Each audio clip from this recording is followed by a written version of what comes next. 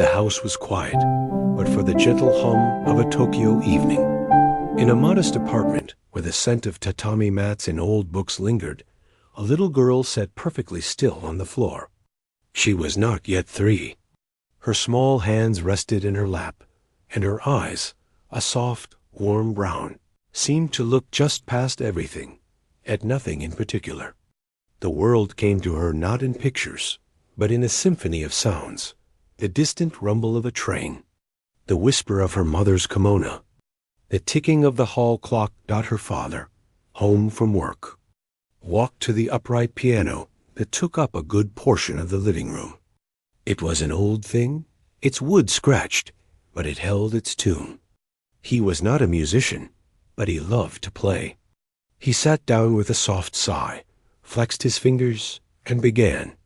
It was a simple folk song, a melody as familiar as breathing, his notes clumsy but full of warmth. The little girl's head tilted. A change came over her. The passive listening was gone. She was now tracking, hunting the sound. As the last note faded, she pushed herself up. Her movements were careful, not tentative, but deliberate, as if she were mapping the room in her mind with every step. She knew the path from her spot to the piano leg, the number of steps on the shiny floor before the rug began. Without a word, she reached the piano.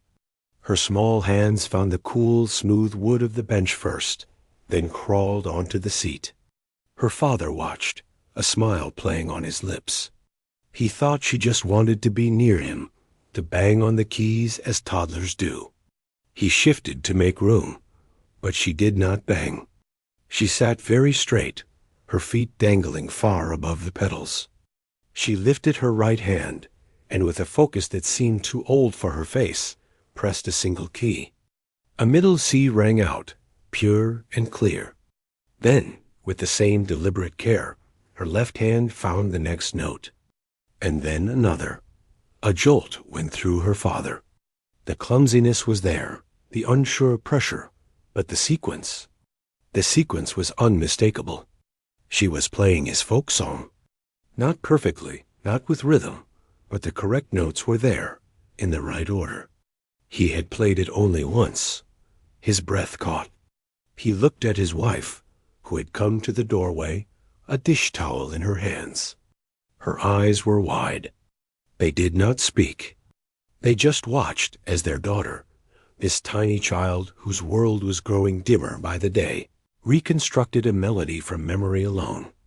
That was the first moment they understood. The doctors had been kind but firm. Their daughter's eyes, they said, had a condition that would steal her sight. There was no cure. The future they had imagined for their bright, curious girl had suddenly narrowed into a frightening, dark tunnel. But here, in this unexpected melody, poked out on chubby fingers, was a new path. It was a path made not of light, but of sound. They named her Mitsuko, a name with beauty and strength. And as Mitsuko grew, so did her relationship with the piano. It wasn't a toy. It became her companion, her confidant, the place where the world made the most sense. While other children learned shapes and colors from picture books, Mitsuko learned texture and geography from the keyboard. The smooth, cool ivory of the natural keys. The slightly rougher, smaller feel of the black sharps and flats. She learned that the low notes on the left rumbled like thunder, and the high notes on the right tinkled like ice. The piano was a landscape she explored with her fingertips. Her parents, though not wealthy, knew this was her language. They found a local piano teacher, a kind elderly woman with infinite patience. The traditional way of teaching sheet music, sight reading, was impossible. So they invented a new way. The teacher would play a short phrase. Mitsuko would listen, her head cocked, her unseeing eyes closed in concentration. Then her hands would find the keys, and she would play it back. Phrase by phrase, piece by piece, she built a library of music in her mind. Her memory was not just good. It was phenomenal. It was like a perfect, limitless recording studio inside her head. Once she learned a piece, It was etched there forever, every dynamic marking, every pause, every crescendo that the teacher had demonstrated. She didn't just memorize the notes. She memorized the feeling of them. But the real world was not as kind as the world of sound. As a young girl, navigating the schoolyard and streets was a minefield. Children could be cruel, calling out, sometimes intentionally leaving obstacles in her path. She learned to walk with a careful, sliding step, a white cane eventually becoming an extension of her arm. The frustration was a constant, quiet companion. She could feel it bubbling inside her when she bumped into a chair she thought was elsewhere, or when someone talked to her companion instead of to her. As if she weren't there. All that frustration, all that silent feeling of being misunderstood and underestimated found its way to the piano. When she practiced, it wasn't just practice. It was a release. A stormy Beethoven sonata became a way to pound out her anger. A gentle, lyrical piece by Mozart was a safe haven she could curl into. The piano didn't judge her, didn't see her blindness. It only responded to the truth of her touch. By the time she was 10, she had outstripped her first teacher. Her reputation in their neighborhood began to spread. "Have you heard the blind girl play?" People would ask. She was invited to play at a local community hall. Sitting at the unfamiliar grand piano, her first touch of the keys was a reconnaissance mission. She mapped it quickly, finding her bearings. Then she played. The audience, expecting a sweet, simple performance from a handicapped child, was utterly silenced. The music that filled the hall was complex, powerful, and emotionally deep. It wasn't a party trick. It was art. Afterward, an old man approached her, his voice thick with emotion. "Little one," he said, taking her hand, "you do not play the piano with your fingers. You play it with your soul. I have never heard anything like it." But the classical music world in Japan, and indeed globally, was a fortress. It was intensely competitive, visual, and rigid. Concerts were as much about the performer's presence and showmanship as the music.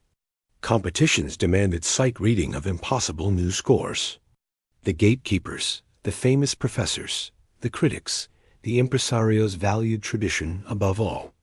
The story of a blind pianist was a curiosity perhaps, but not a credential. It was more often met with a pitying shake of the head than genuine interest. Mitsuko could feel this wall.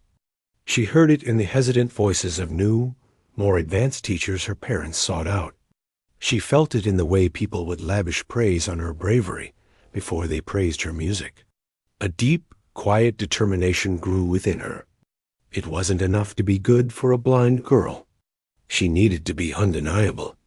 She needed a key to unlock that fortress gate. That key arrived in the form of a flyer, brought home by her excited father. A major national television network was holding auditions. It was a search for exceptional young musicians, with the prize being a scholarship and a performance with a professional orchestra. The judges would be some of the most powerful figures in Japanese music. Her parents were nervous. The spotlight would be harsh. The judges, they warned her, were known to be brutally honest. The process would be designed for those who could see. Mitsuko simply nodded, her face calm. She had spent a lifetime in a world not designed for her. This was just another room to navigate. She knew her way was through the keys, through the only language she had ever fully trusted. She had to make them listen.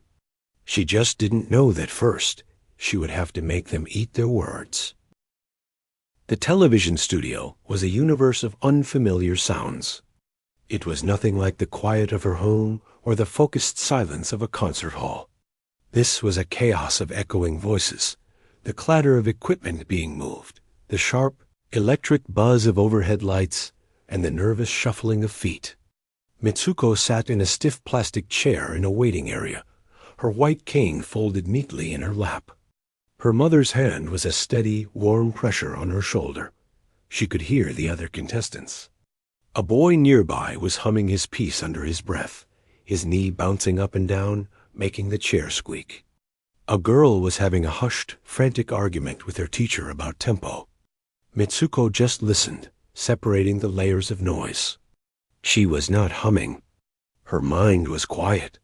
She was running the music she would play not in her head, but in her body, feeling the muscle memory in her fingers, the imagined weight of the chords in her arms. A production assistant with a clipboard called her number in a bright, impersonal voice. "Contestant 7, you're next. Follow me, please." Her mother gave her shoulder one last squeeze. "Just play," she whispered. "Just play like you do at home." Mitsuko stood, unfolded her cane, and followed the sound of the assistant's clicking heels. The path was a labyrinth of cables underfoot and the murmur of crew members who fell silent as she passed. She could feel their eyes on her. It was a specific kind of attention. She knew well not the anticipation for an artist, but the curious, pitying focus on the oddity. The assistant stopped. "3 steps up here to the stage," she said, her tone shifting to one of exaggerated care, as if speaking to a very young child. "The piano is straight ahead, about 20 steps. Do you need help?" "No, thank you," Mitsuko said, her voice soft but clear. She found the steps with her cane, ascended them, and the atmosphere changed again. The backstage chaos was now a muffled rumble behind her. She was in the open space at the stage. The air felt different, cooler, charged with a tense silence. She could sense the vast, dark presence of an audience out there, a sea of held breath and rustling programs.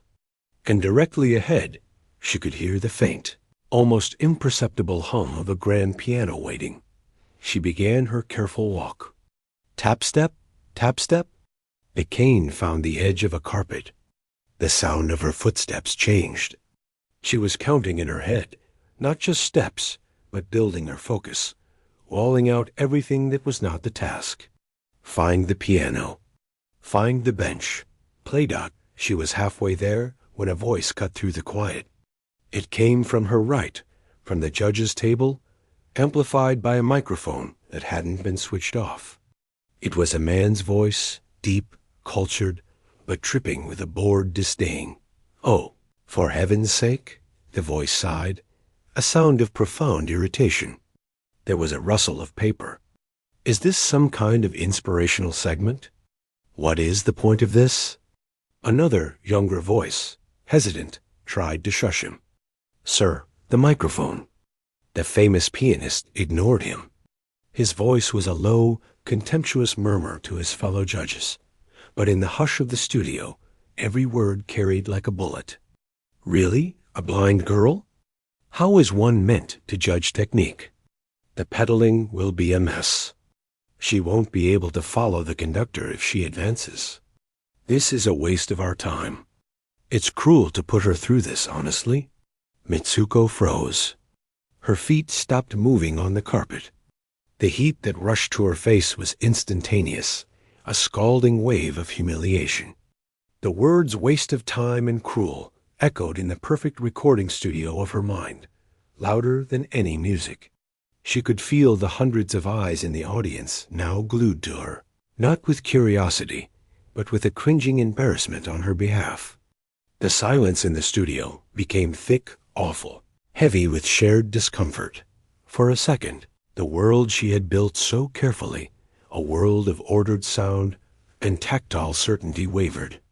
The darkness around her felt suddenly suffocating, a prison.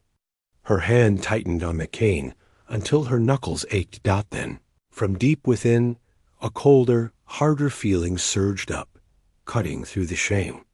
It was anger. Not a hot, messy anger, but a sharp, clear, and focused point of it. This man, with all his sight and all his fame, had reduced her entire life, her years of struggle and practice, her very soul, to a pathetic punchline before she had even touched a key. He had not heard a single note. She took a breath. It was not a shaky breath, but a deep, deliberate one that filled her lungs. She lifted her chin a fraction. The pity from the audience, the scorn from the judge, it was all just another kind of noise. And she knew how to wall out noise. She started walking again. Tap step, tap step. Her movements were not faster, but they were more decisive. She found the curve of the piano's glossy side with her left hand. Letting her cane hang from her wrist, she trailed her fingers along the smooth wood until she found the bench. She sat, adjusting the seat precisely by feel, her back straight. She extended her hands and lightly brushed the keys, finding her starting position. The familiar geography of the keyboard, the landscape she knew better than any room, steadied her. Out in the darkness, the famous pianist let out another quiet, exasperated sigh and shifted in his chair. He was already looking down at his notes for the next contestant. Mitsuko settled her feet on the pedals.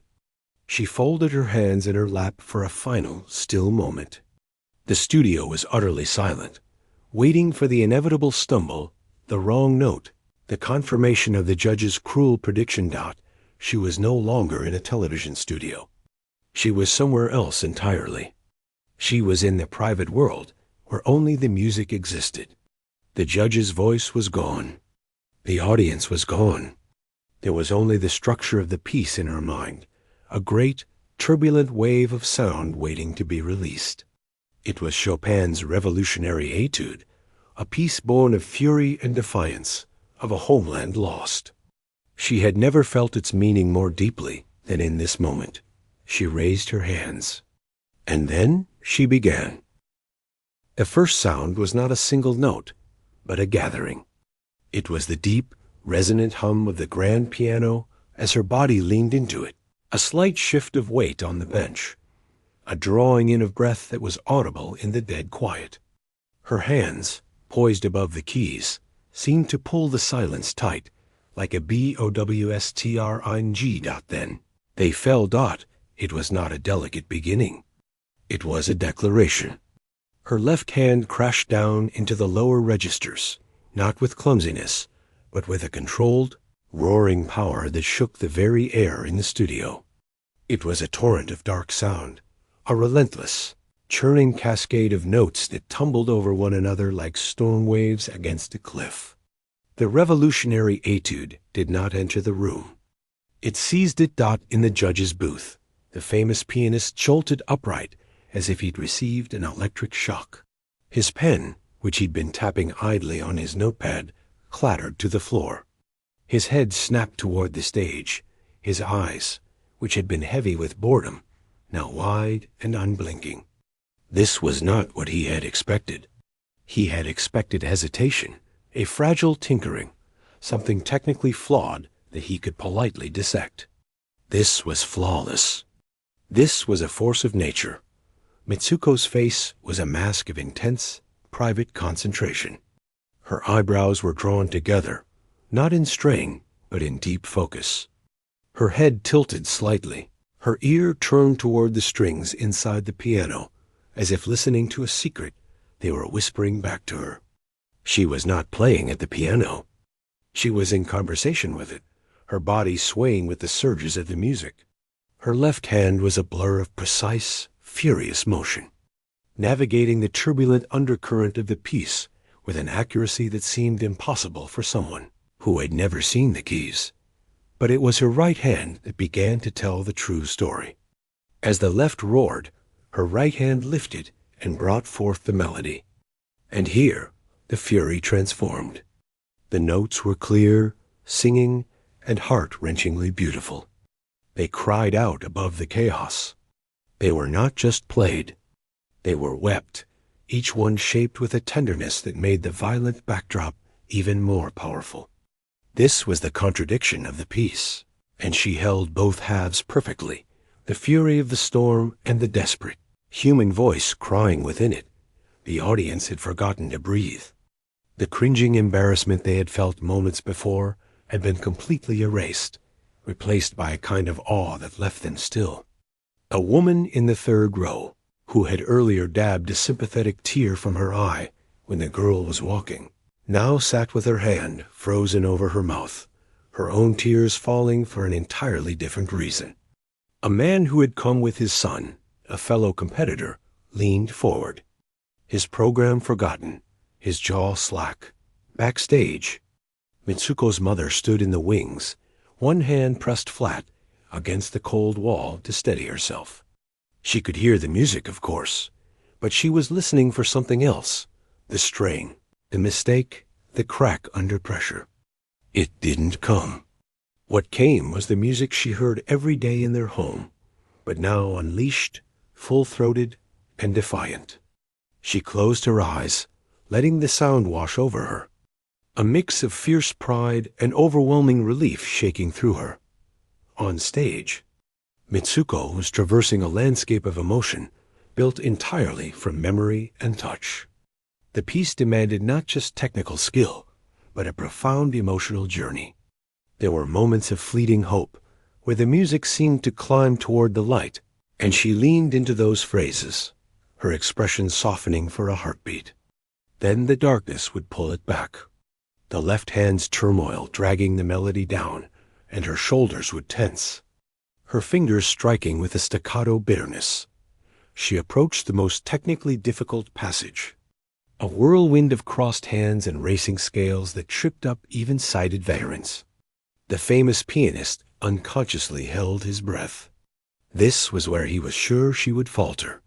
He watched her hands, waiting for the fumble, the blur of motion to become a crash. It didn't happen. Her hands crossed and uncrossed with a dancer's certainty. They knew their path. They had traveled this invisible map 10,000 times in practice. The passage flew from the piano, not as a struggle, but as a release of pure, exhilarating energy. It was flawless. More than flawless, it was musical. Every note had meaning. The judge's critical mind, trained over decades, tried to find a fault the pedaling, the dynamics, the tempo. He found none. Instead, he found something that shook him more, an interpretation that was utterly unique and profoundly convincing. She wasn't just playing Chopin's anger. She was playing her own. The humiliation of the walk, the scorn in his voice, the lifetime of being underestimated, it was all there, translated into a language of devastating beauty and power. He had intended to critique a performer. He was instead witnessing an artist pouring out her soul. His face, once set in a permanent scowl of superiority, had completely changed. The arrogance was gone, melted away. His lips were parted. A deep line of concentration, of sheer listening, appeared between his brows. He was no longer a judge assessing a contestant. He was a man being humbled by a truth he had been too blind to see. He glanced at his fellow judges. One, a stern-faced conservatory professor, was nodding slowly, her eyes closed, completely surrendered to the music. The other simply stared, shaking his head in disbelief. The final section of the piece began, a return to the opening turmoil, but now infused with a tragic, exhausted grandeur. Mitsuko's energy was pouring into the piano, her movements larger, her connection to the instrument total. The sound filled every corner of the studio, a physical presence. Then, with a series of descending, thunderous chords that seemed to shake the floor, she reached the end.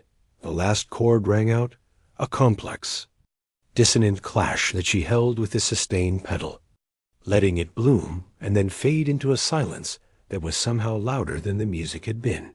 For a long, suspended moment, nothing happened. Mitsuko's hands slowly lowered to her lap.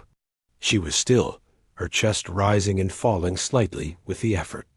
The outside world began to seep back in the feel of the bench beneath her, the heat of the lights, the deafening quiet of the audience.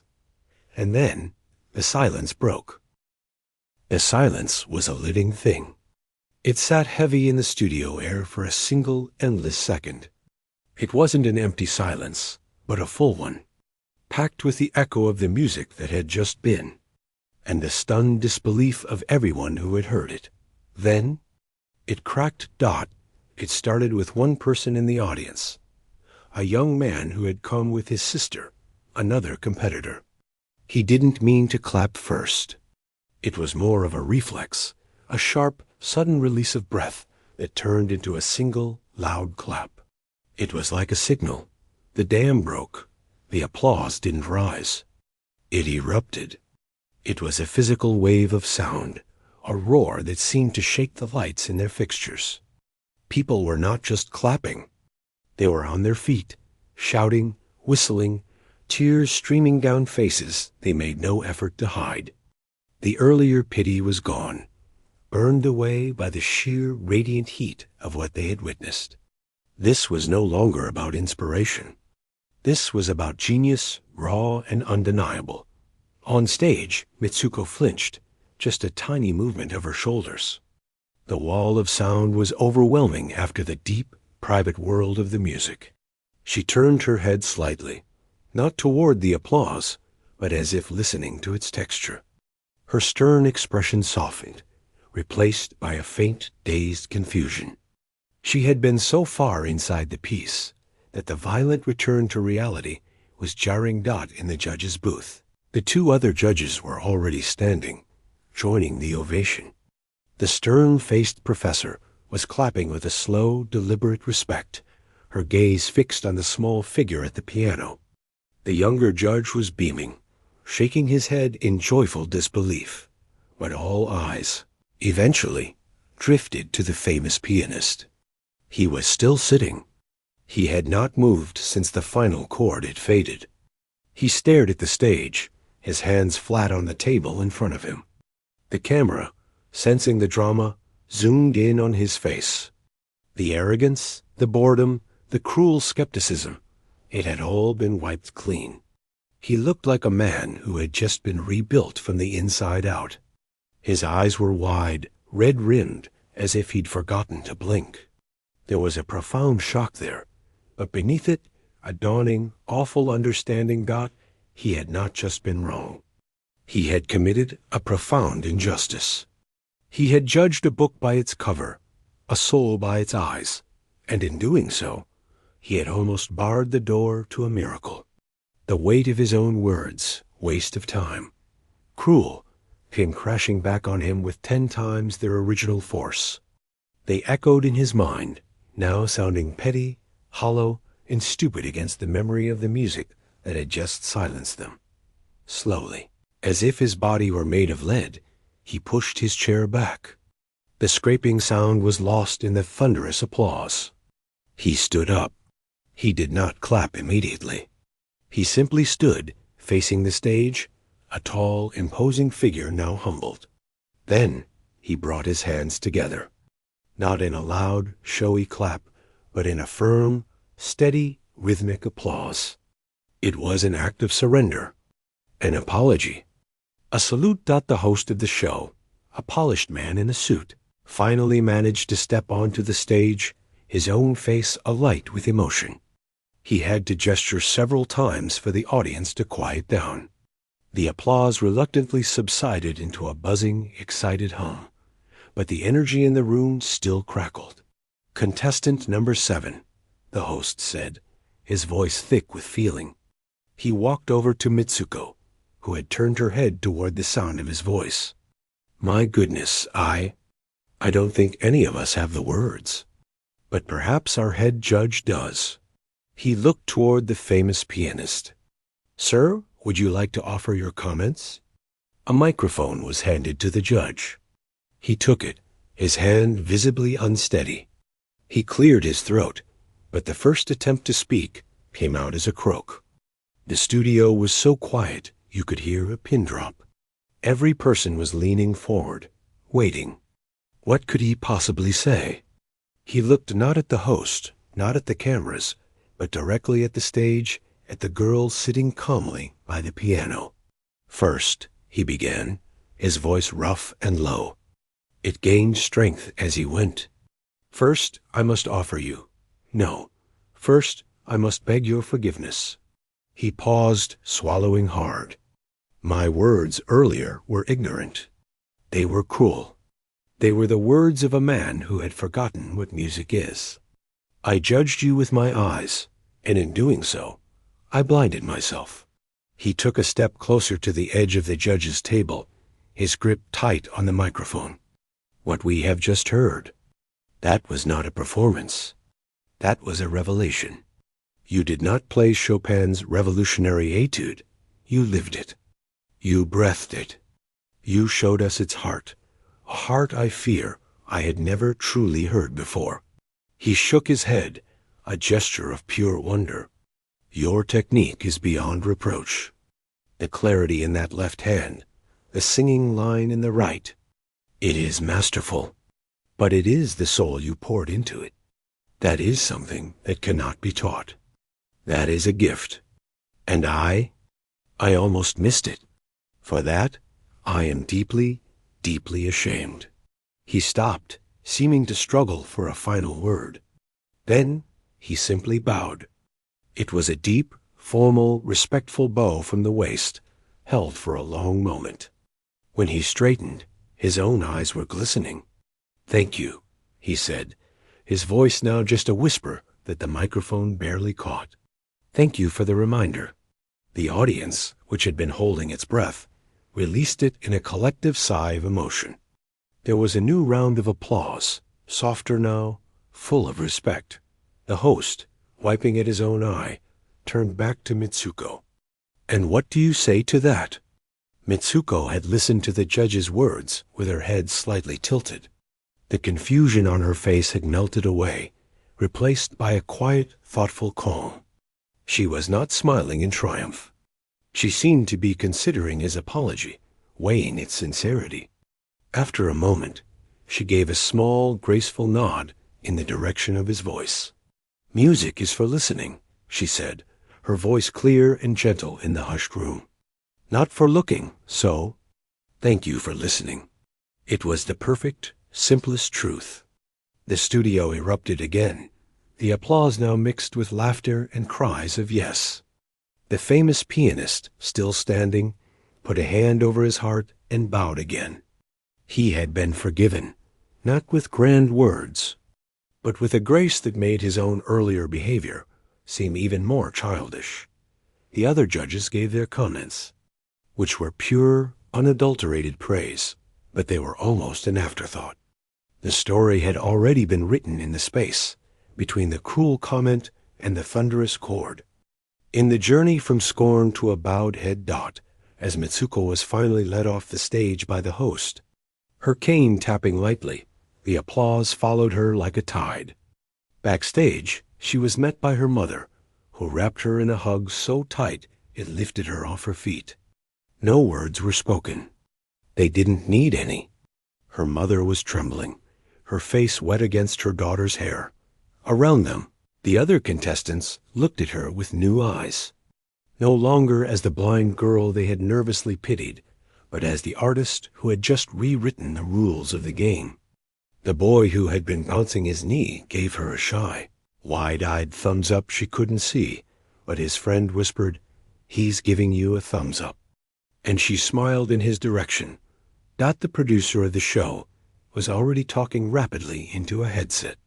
"Get that whole segment ready for the highlights reel. And get me a copy of the tape. This is history." Mitsuko, sitting in a quiet corner, holding a cup of water her mother had given her, just felt tired. The huge rush of emotion was draining away, leaving a quiet hollow. She had done what she came to do. She had made them listen. She had no idea yet that the echoes of those few minutes at the piano would not fade in the studio, but would ripple out, changing the course of her life forever. The television show was broadcast a week later. In living rooms across the country, families watching the talent competition saw the same sequence: the careful walk, the cruel comment, the silence, and then the storm of music. The editing made the story crystal clear, and it was a story people could not forget. Overnight, the clip of the blind girl silencing the famous pianist with her performance became a sensation. It wasn't just a musical moment. It was a human one. People cried when they watched it. They played it for their children. They talked about it at work. For Mitsuko, life did not change all at once. She went home to the same apartment, the same piano, the same rhythm of practice and study. But the phone began to ring. First, it was local newspapers, and national ones. Then, letters started to arrive, piles of them, in braille and in print, read to her by her mother. Some were from other blind people, young and old, writing that she had given them hope. Some were from musicians, simply wanting to express their admiration. A few were even from teachers offering their services. The most important call came from the famous pianist himself. He asked, humbly, if he could visit. When he arrived at their modest home, he was a different man from the one on television. The bluster was gone. He spoke quietly, with a deep respect. He did not offer empty praise. Instead, he listened. He asked her about how she learned music, about the pieces she loved, about the challenges she faced. He played a passage for her on her own piano, and she listened, then played it back, offering a subtle suggestion on the phrasing. He laughed, a sound of genuine delight. "You are already the teacher," he said. He became not just an admirer, but a mentor and a powerful ally. He used his influence to open doors that had been firmly locked. He called the directors of music academies. "Forget the sight reading requirement for this one," he would say. "Listen to her. Just listen." Because of him, people did. She was accepted into a top music school. The challenges there were immense. The world was not built for her. She needed assistance to help navigate the sprawling campus, readers to turn sheet music into braille scores, or, more often, to play new pieces for her so she could memorize them by ear. Some professors were skeptical, but her first performance for the student body erased all doubts. She worked harder than anyone, not out of bitterness, but out of a pure love for the work. The piano was her language, and she was determined to become its most eloquent speaker. Years passed. The girl became a young woman. The national fame from the television show could have faded, but it didn't. Instead, it transformed. People were no longer interested in the blind pianist as a novelty. They were interested in the pianist. Her concert bookings grew. She started not in huge halls, but in smaller, respectful venues. And every time she played, she faced that initial moment of uncertainty from an audience. They would see her being guided onto the stage, settling at the piano with that familiar, deliberate care. A hush would fall, often filled with a memory of that old TV clip. And then she would play Dot, and every single time, she would dissolve that uncertainty into music. She had a particular love for the composers of the late 18th and early 19th centuries, Mozart, Beethoven, Schubert. She played them not as museum pieces, but as living, breathing conversations. Critics ran out of adjectives. They wrote of her clairvoyant touch and her orchestral palette of color, sounds she created not from sight, but from an unimaginably deep inner hearing. The story of her beginnings was always mentioned, but now it was a preface to the main text of her artistry. The famous pianist who had once mocked her attended her first major solo recital in Tokyo's most prestigious hall. He sat in the front row. After a performance of Beethoven's Hammer-Clavier Sonata, a mountain of a piece that leaves audiences and performers exhausted, he was the first on his feet, leading a tearful, roaring standing ovation that lasted 10 minutes. Backstage, he embraced her.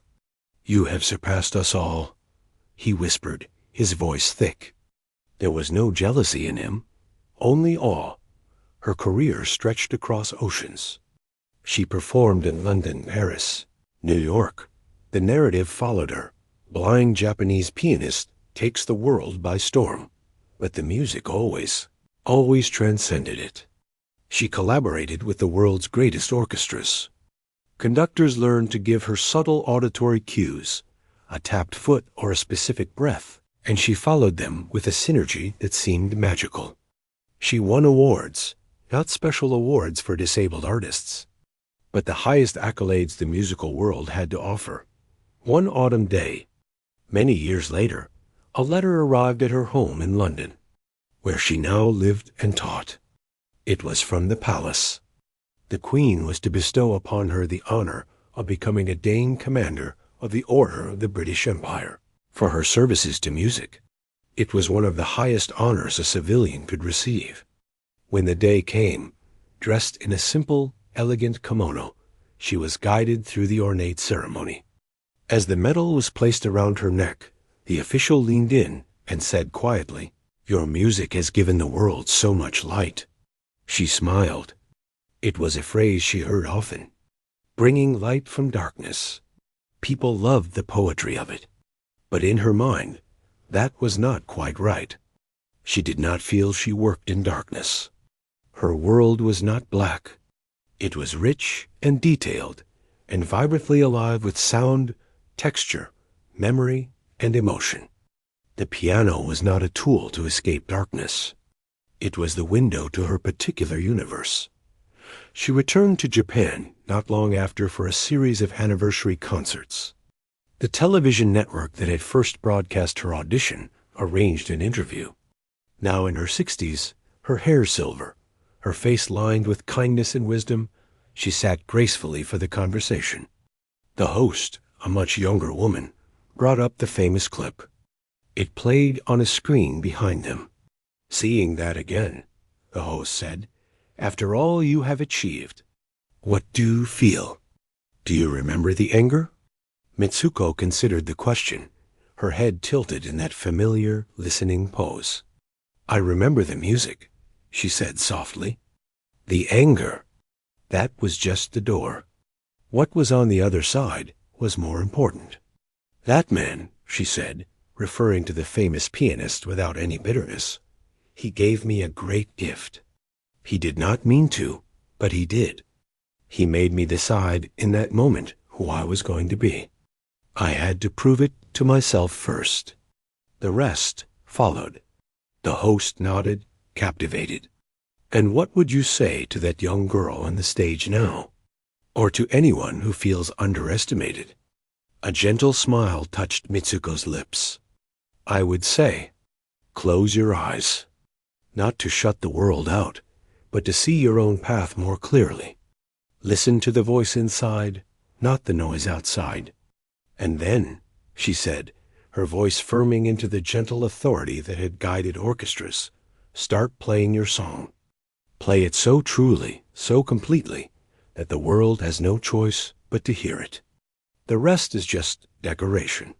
The interview ended. That evening, she performed with the National Symphony Orchestra. The hall was sold out. As she was led to the piano, a profound silence held the thousands gathered. There was no pity now, no skepticism, only a rapt, eager anticipation. She sat. She found her place on the keys. She took a breath that the front rows could hear, and then, once again, she began to play. The music that flowed out was by Schubert, a piece of heavenly length and profound, poetic tenderness. It was not a roar this time, but a deep, flowing river of sound, complex and comforting.